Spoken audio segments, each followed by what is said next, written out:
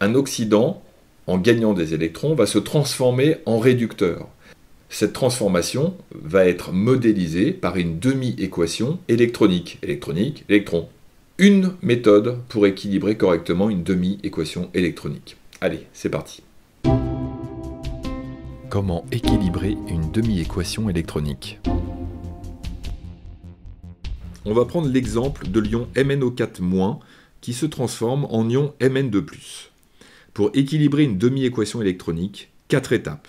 Première étape, il faut équilibrer l'élément chimique commun au réactif et au produit. Ici, il s'agit de Mn, le manganèse. On a à gauche un manganèse, à droite un manganèse. C'est donc équilibré, on peut passer à la deuxième étape. On équilibre l'élément oxygène en ajoutant des molécules d'eau. On constate ici que nous avons 4 éléments oxygène à gauche, aucun à droite.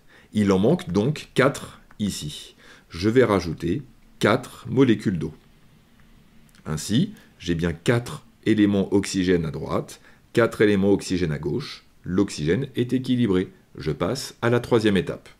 Je dois équilibrer l'élément hydrogène en ajoutant des ions H+. Je constate à gauche qu'il n'y a aucun élément hydrogène.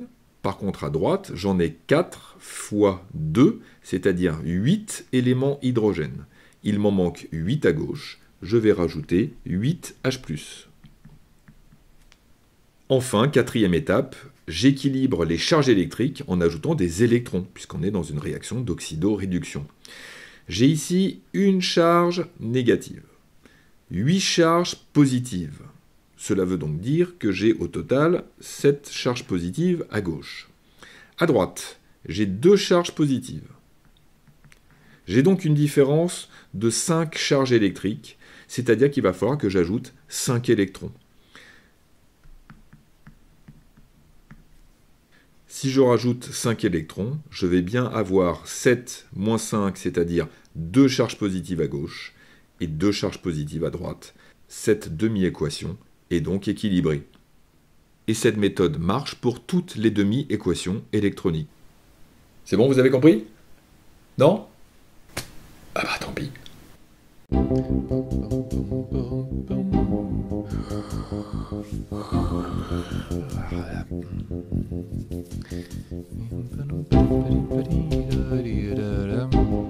Bon, c'est bon, vous n'avez pas cliqué? Oh, là, quand même pas compliqué.